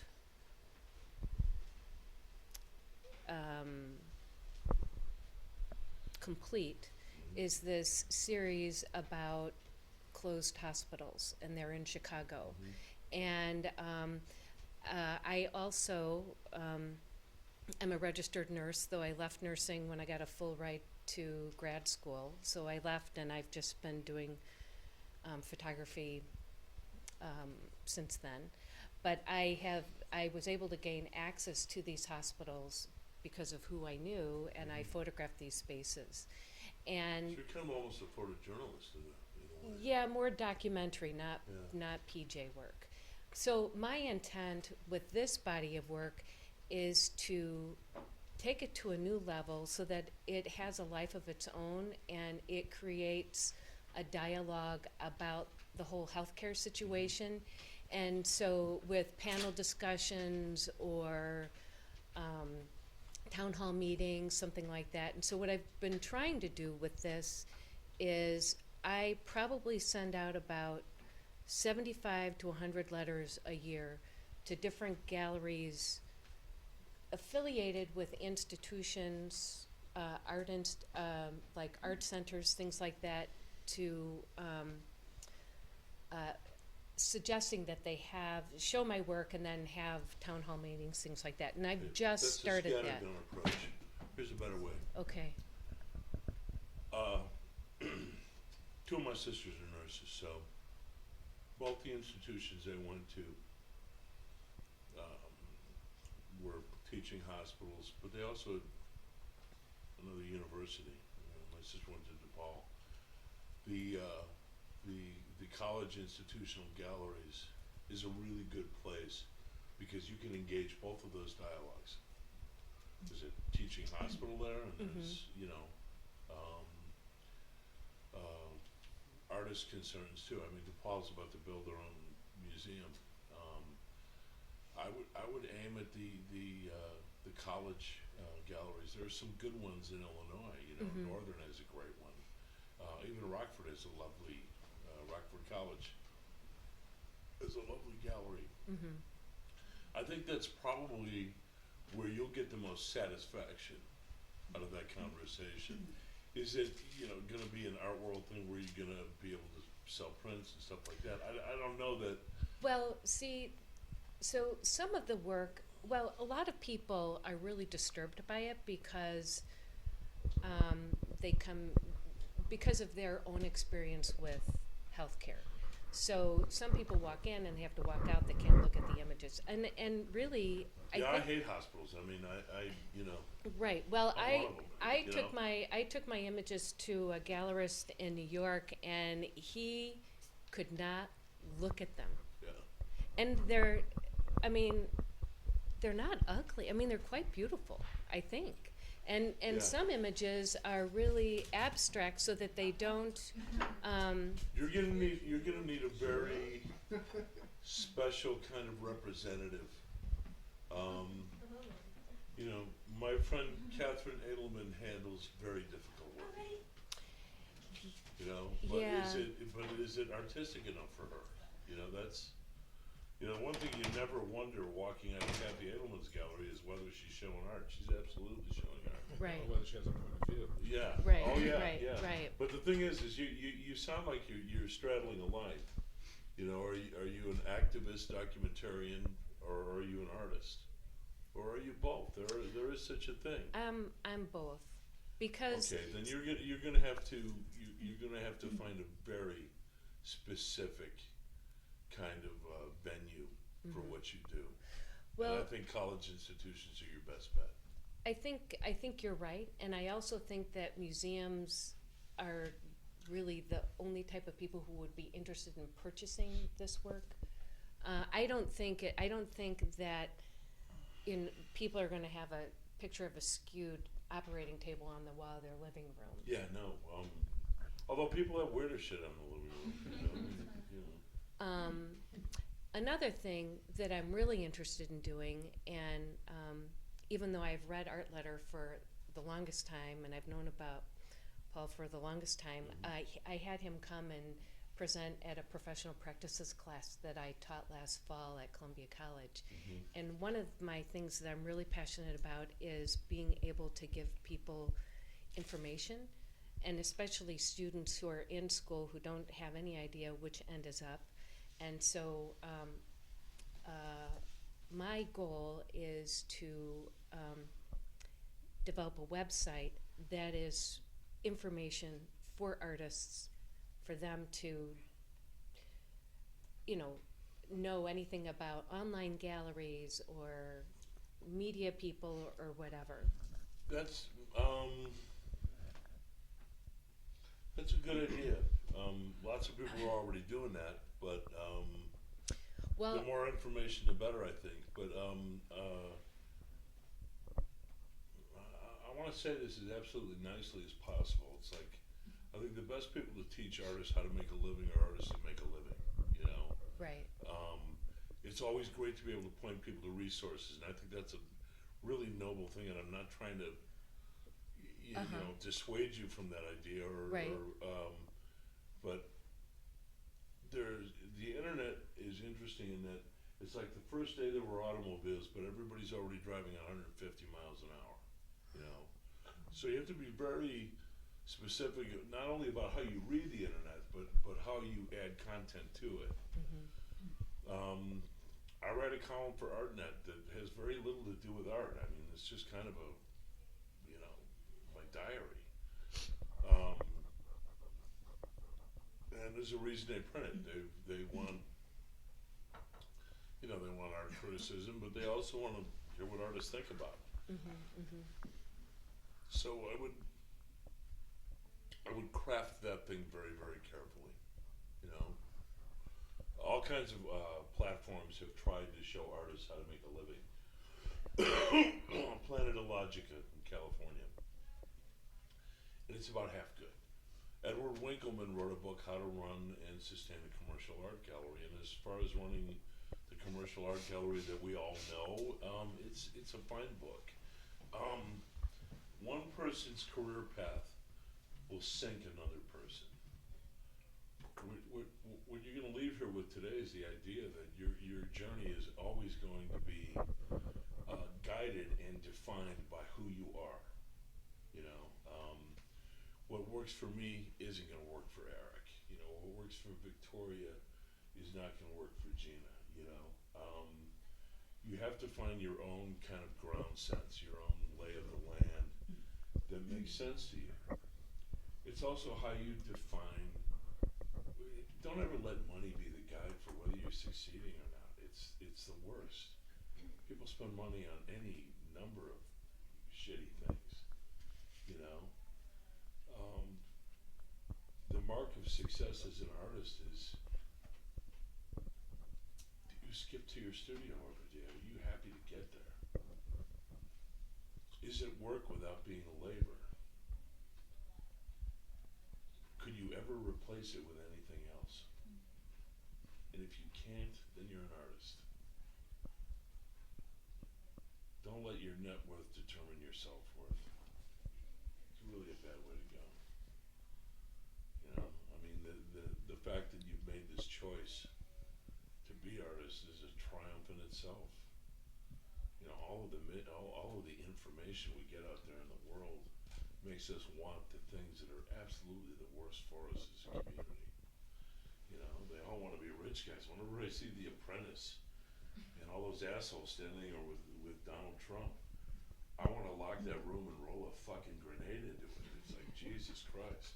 That's all we need is 12 more fucking Donald Trumps, you know. Might be president, Donald Trump. William Randolph Hearst thought he was going to be president once too. No, he's unelectable. Yeah, definitely. You know, which is not to say that it won't be some other asshole who is worse for us than Donald Trump. There are things Trump has done that are financially brilliant. You know, I mean, the idea of getting guys to buy his negative debt and pay him money for it is unfathomable to me. I don't understand it, but he's done it.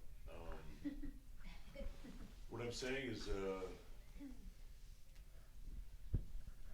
money and what other people think of your work is not what's going to make you an artist. The thing that's going to make you an artist is you. And time will decide who you were. Time will decide what you had to say. We all have very little choice in this. But what I'm more interested in is you guys being happy making your work and pushing it forward and evolving. You know, if the market decides to find you, it will. Or it won't. But don't let that thought spoil the ride. You know, it's a marvelous way to live your life. I get up every morning, I can't wait to get to work. It's, you know, I would never do anything else. So, you know, having a career is great, but I'd rather have a life, you know. You can do both. You know, it's just want the right things, you know. When you look at the art magazines, you know, it's like we would all, they would have you think we would all be so much happier people, you know,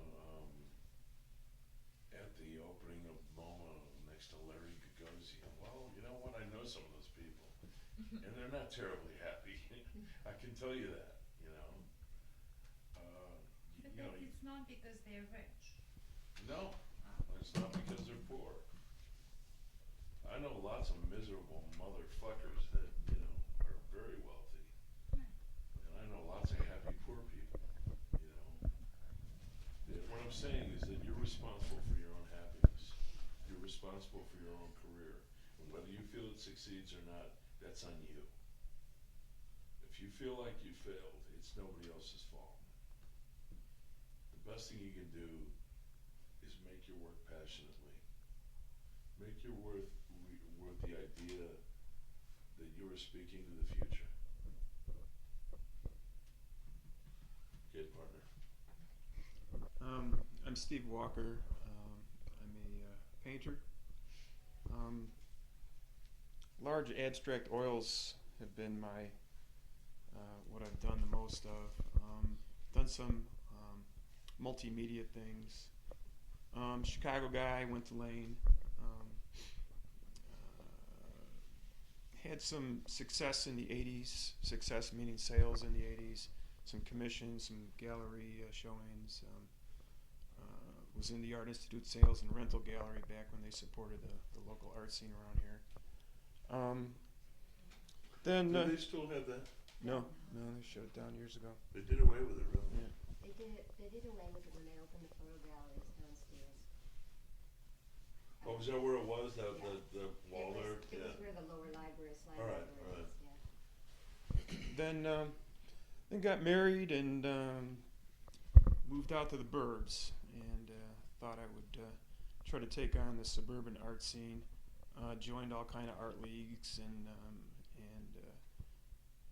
showed with a lot of those folks, and it's just a different animal. A lot of retirees and folks that are interested in taking watercolor classes, which is fine, but wasn't what I was looking for. I work full time. What do you do, sir? I run a graphics department for a packaging company. Which one? Pactiv out in Lake Forest. So I don't do it for the money. I've been painting, actually the last 10 years have been enjoyable because I've been able to paint totally for myself and not have to worry about trying to sell anything. So it's been good. I think I've done some good work. Looking to try to get back in the Chicago scene and maybe show in the city some more and try to get some interest back in the art again. No, are they great big paintings? The early stuff was pretty big. My largest piece was 5 by 15 feet. And what are the newer ones are smaller. Last series I did were 36 by 36.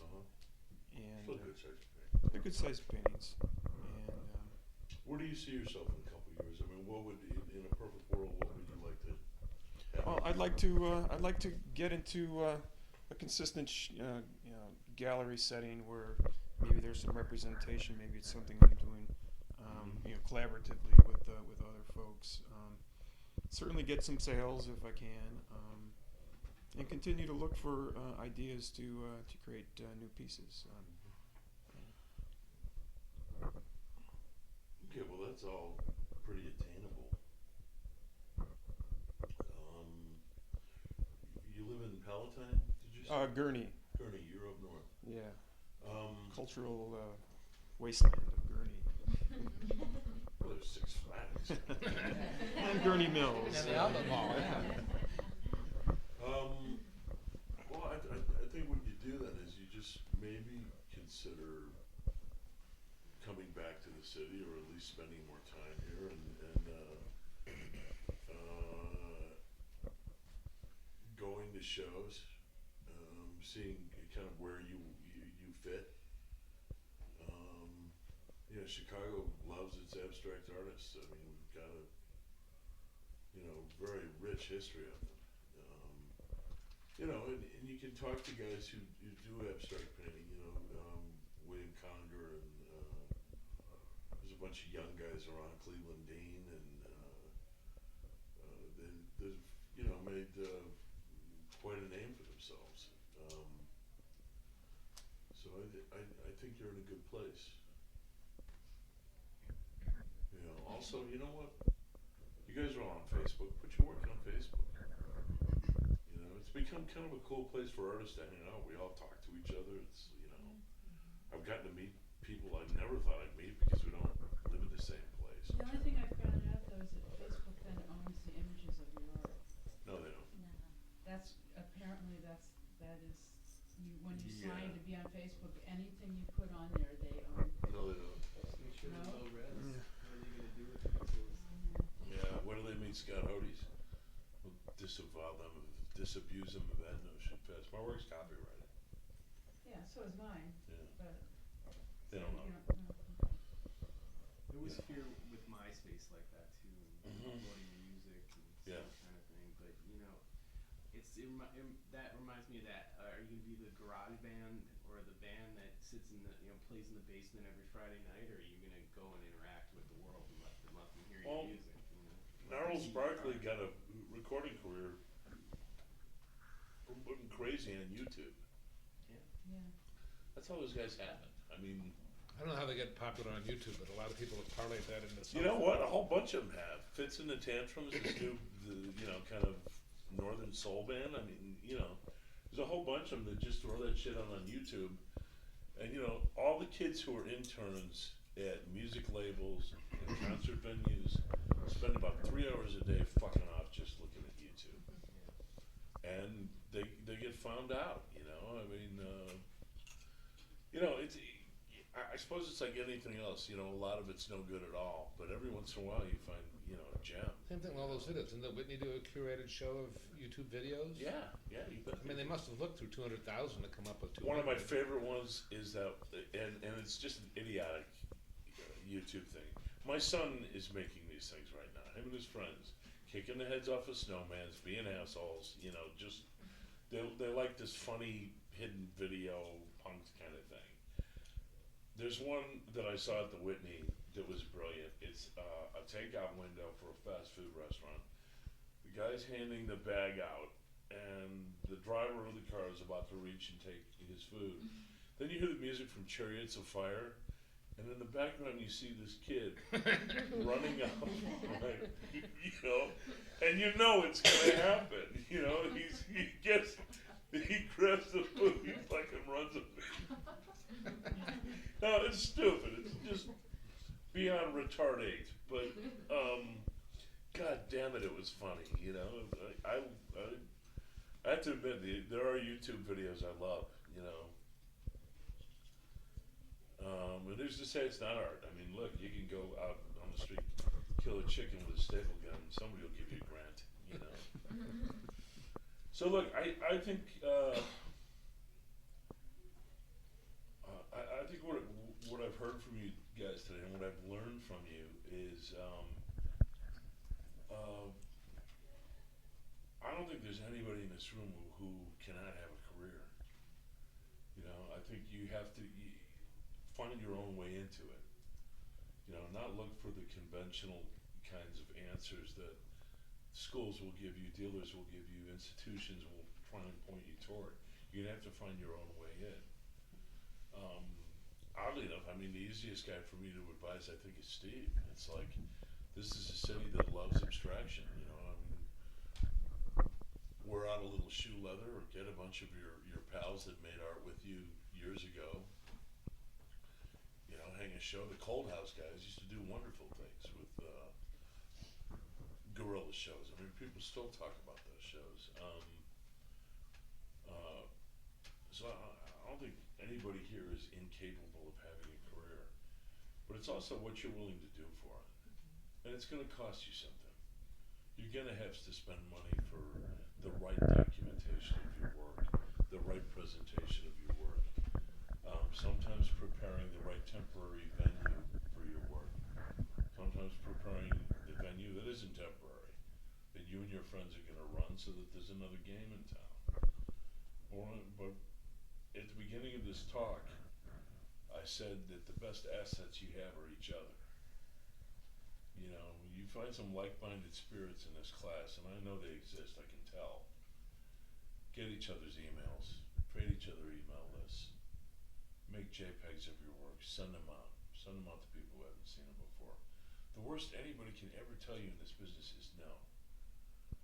You know, I used to collect for a bookie, a guy named Jimmy Laperna, and if you didn't come back with his money, Jimmy would break your legs, you know? So there are worse ways to make a living, you know? A lot of what we face as artists, and the biggest stumbling block we have is ourselves. This fear. We are afraid of being appraised.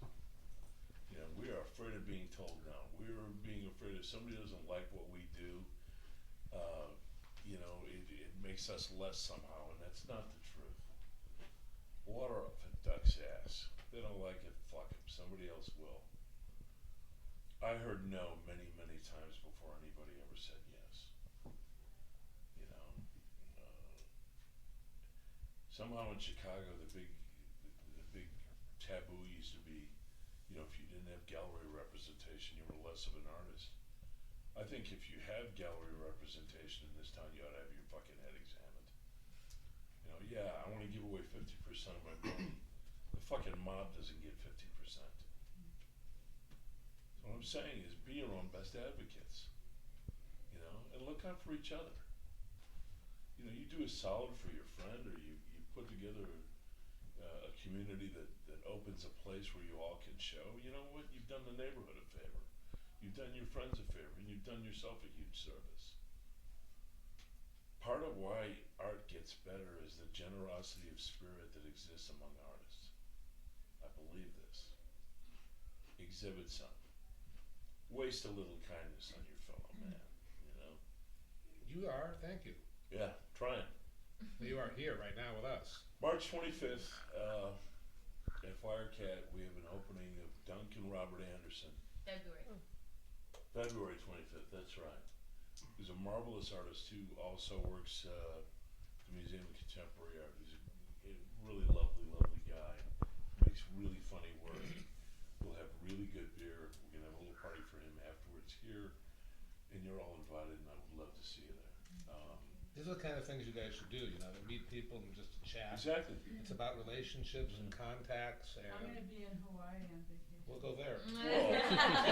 Poor fucking you. I'm going to be in Hawaii, yeah. Things are going bad. I don't have any money, but I'm going to be in Hawaii.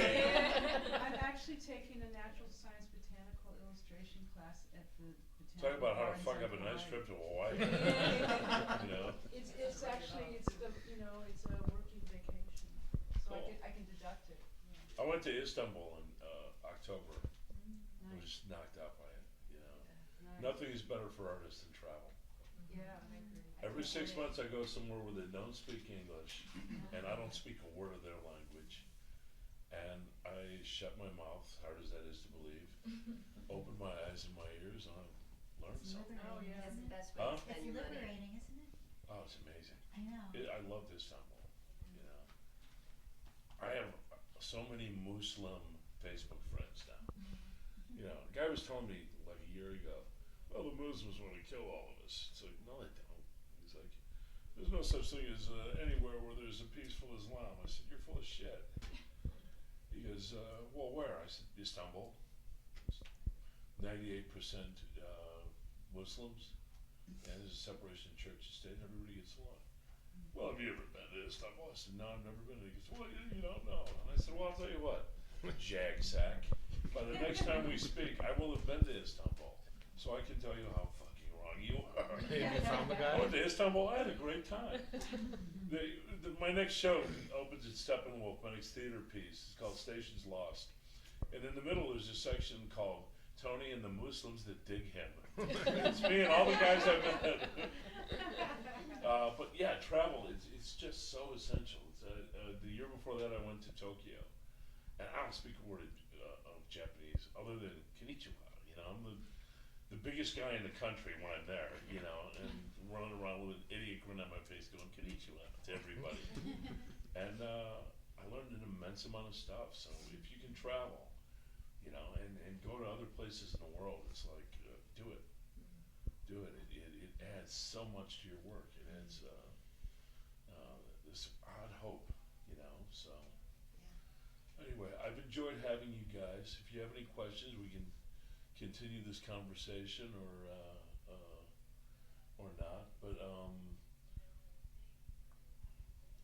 you make your career in your studio. Where's your studio, Tony? Right through that door in the kitchen. So you just work in your kitchen? Yeah. Yeah. I'm opening a little printmaking studio over on Western Avenue in about a month. Oh, okay. Because I'm going to make some more etchings. Uh-huh. A little shop that will be called Boomstar. And, Okay. I'm going to make etchings over there because I don't want acid shit all over the house. My dog, he likes everything up, you know. Yeah. I saw him throwing a piece of frozen shit around in the backyard. And it's like, you know, he's adorable, but just not a mental heavyweight. Tabasco. I have a question. Tabasco. I'm gonna go put Tabasco on his turds. What am I never gonna say? Now Tony ate shit. I saw him spicing it up. I thought she ate shit. Do you ever use color reproductions like copies and stuff? So like everything in collages is First generation. So where the hell did you get all these skulls? Oh, everywhere. There's like everywhere. Well, the first one I drew. Uh-huh. All right, and then there was a catalog printed of that show. So we have to cut that skull out of each catalog and render 150 catalogs useless. But no color reproductions. Okay. So but all the matchbooks and stuff, we never use the electronic reproduction. No G-clay prints? No, none of that shit. I just keep finding new stuff. You know, and I've got a kid who goes on the internet and I tell him, look, I need a bunch of Ohio blue tip match books. I need the real matchbooks. Go get them. I give him $20 for every one he finds. So by the end of the day, I usually owe this little bastard $500. You know, but he finds them. You know, he goes in other countries. He can find anything. You know, I needed a Herbst trucking line matchbook, and he found it. They've been out of business for 50 years. You know, everybody used to use matchbooks, huh? How did you know you needed it? I wanted to make this piece about guys who drove over the road rigs. Because my first sponsor when I sobered up was an over the road driver. And he was from 3 generations of them. And his grandfather worked for Herbst. His father drove for Mayflower and Beacons, drove long distance cross country moving trucks. And then he drove for everybody, you know, of his own right. So I'm gonna find it. It's a little weird hitting the head, but you know, beats hanging drywall, baby. If you had to say how your artwork develops, does it start with the writing, and does the picture develop out of the Starts writing? with the drawing. Starts with the drawing. Always starts with drawing.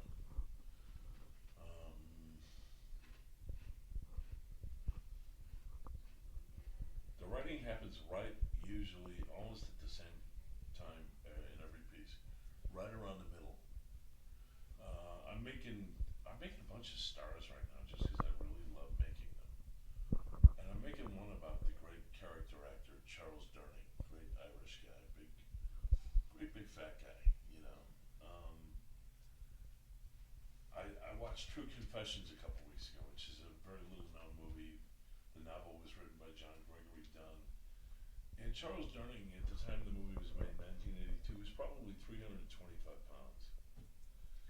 And it's a great performance. He plays this smiling, psychotic, frightening gangster, LA gangster named Jack Amsterdam. But he's very pious. He's a hypocrite in his religiosity. He's a staunch Catholic and kisses ass to the bishop. Bishop gives money to the church. But he's also a murdering pimp, you know. His daughter's wedding scene, Durning's like 5'9", 5'10", goes 3 1/4. They start playing a Celtic, an Irish, traditional Irish music. And he starts doing an Irish jig, and at that moment, this 325-pound guy became as fleet and graceful and soulful as a Celtic rhyme. You know, it's one of these wonderful moments in American movies. I mean, perfect, you know. So I did a little reading about him, and it's amazing the guy can walk. He had his legs blown to pieces in World War II. Was awarded a Silver Star for valor and 3 Purple Hearts. After they sewed his legs back up, he went back to his company and fought the Battle of the Bulge, where he was shot in the chest, and they had to keep his heart going manually. And he lived. And never once has this guy ever mentioned his military service. Not ever, you know.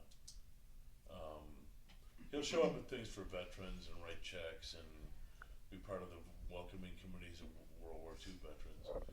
But, you know, I was shocked to find out the depth of his service. He was also a song and dance man.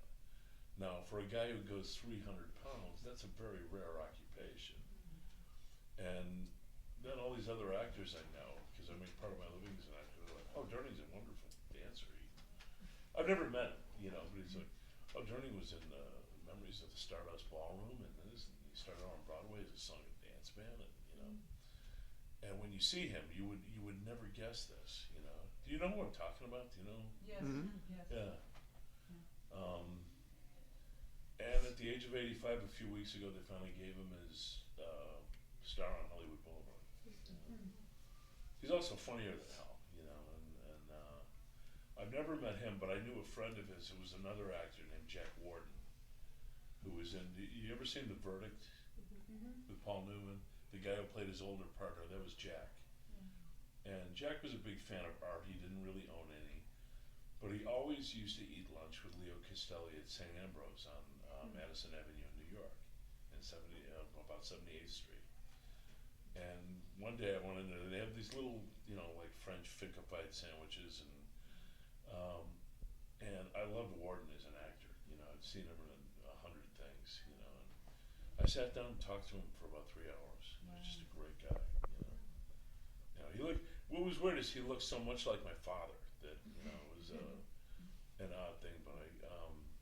But he was big pals with Durning and just told me what a phenomenal actor Durning was. You know. He's still alive, isn't he? Durning, yeah. Okay.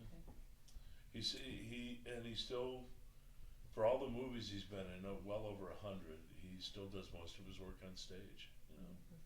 Yeah, he's a great actor, really. You know, on TV you only kind of get to see a little bit of it, and on stage he's like wonderful. I saw him play Big Daddy. You know. Oh yeah, Big Daddy. Yeah. So. All right, kids. Thank you, Tony. Thank you. Those are a combination of drawing and collage.